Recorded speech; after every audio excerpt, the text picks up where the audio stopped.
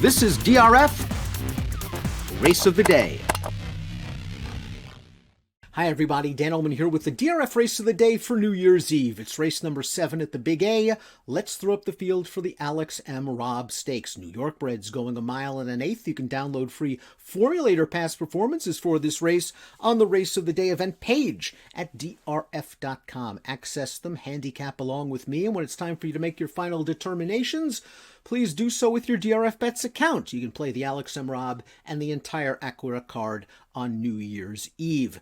Let's throw up the Timeform US Pace Projector. Very salty older horse in this race is the 4C Foam, and one of his great advantages is not only his speed, but his ability to carry the speed this daunting 1 1/8 distance. He did so in the Evan Shipman handicap for New York breds at Saratoga. First start off of the claim. He got to the lead that day. He didn't stop. He's been in tough in his last 2 starts. He fits this race very, very well. And if he is able to relax on the lead under Kendrick Carmouche, he'll be tough. Let's take the field in post position order, beginning with an outsider, the one Kaz's Beach, who didn't do much running last time out in an entry-level allowance race, an open entry-level allowance. He was a big price that day. He was wired by the favorite. He's won 2 of his last 3 starts against New York breds, but against inferior competition. He was about 28-1 when he won his 2 other than condition against New York breds 2 starts back. It'll be his 3rd start of the form cycle. He can work out a ground-saving trip behind the pace after breaking from the inside post, but it's really a question of how good he is.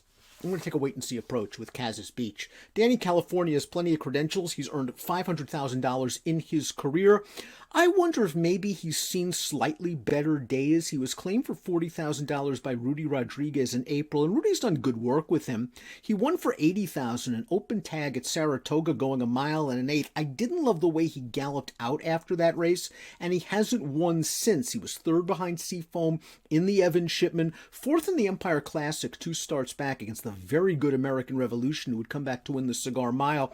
He tried to split horses under a very hard ride while 4 wide on the turn, and then he flattened out. Last time out, in for the 80, a tough $80,000 claimer, he was wide. On his best day, he has races that would make him competitive. 4-1 on the morning line for me, though, seems a little bit light. Brooklyn Strong is one of the more intriguing contenders in this race. Boy, was he a good 2-year-old.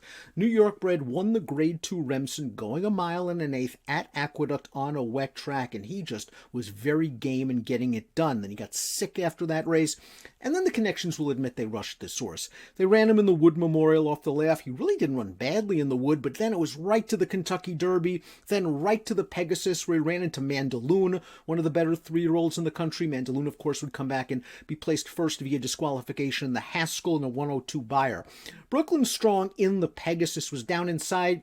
Don't think the rail was the place to be on Pegasus Day. Don't think it really would have made a difference considering how far behind he was. Denny Velasquez said that this horse bled a little bit in the race. He's been given plenty of time to recover and get his mind right, according to Velasquez. But he's going to have to go 1 1/8 against older horses in his first start off of the long layoff. And 6-1's fair for his talent. I want to see him do it off the bench. Seafoam, the horse to catch, maybe the horse to beat. Good 3rd in the Empire Classic again. In against American Revolution, set a very fast pace that day over a sloppy track and was simply no match for a Grade 1 caliber horse. 2 back in the Greenwood Cup. Solid pace again, going 1.5 miles. Maybe a little bit too far for him. This is what he wants to do. New York bred's not named American Revolution, going 1 1/8 and able to make the lead. He's going to be tough to catch. Let's move on to the number 5 in here, Our Last Buck. And to me, Our Last Buck's one of the more intriguing horses in this race.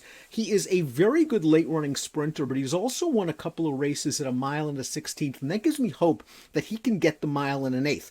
Let's watch his most recent start. That was the New York Stallion Series at Aqueduct on December the 5th, going 7 furlongs. I thought speed played very well over the main track on this day. The winner of the race, Lobster, was able to get away with a very easy pace. Our Last Buck got bumped after the start. He was on the 5 path on the backstretch. He split horses 3 wide in between, got himself into contention, and you just see him flattening out and finishing 3rd. He still finished ahead of 3 of these rivals. He's done very good work at Aqueduct in the past. I was extremely impressed with the way he started off his 2021 campaign with a win in the Safe Florida Sandy, and I wonder if he's just racing himself back into form for Michelle Nevin now. This is going to be his 5th start off of a January layoff. We'll move on to the number 6 in here. That is Wild Banker. Wild Banker, 8th in the New York Stallion Series. First time back with Chad Summers. Chad had some success with this horse at Aqueduct earlier in the year over wet tracks. Just didn't do much in the Stallion Series. Again, wide off the pace over a speed-favoring track. Maybe he improves getting back to 1 1/8. I think the distance is good for this horse, but I think he needs a little bit of improvement if he's going to pull off the upset. Chowda is next. Chowda is Lobster's older brother, I think, and Chowda last time out pushed Lobster in the early portion of that race, and he just couldn't stay with him, going 7 furlongs. 1 1/8, I think, is going to be okay for this horse. He's going to be close to the pace. I just wonder if this is the right trip for Chowda. If he's going to chase Seafoam in the early portion of this race, will he be able to reel in the more established Seafoam and then hold off the closers? It seems like a tough ask. He might be placed on a hard chase from the beginning. I've always liked Captain Bombastic as a horse. He won the Polynesian Stakes, an open race at Laurel, going a 1-turn mile.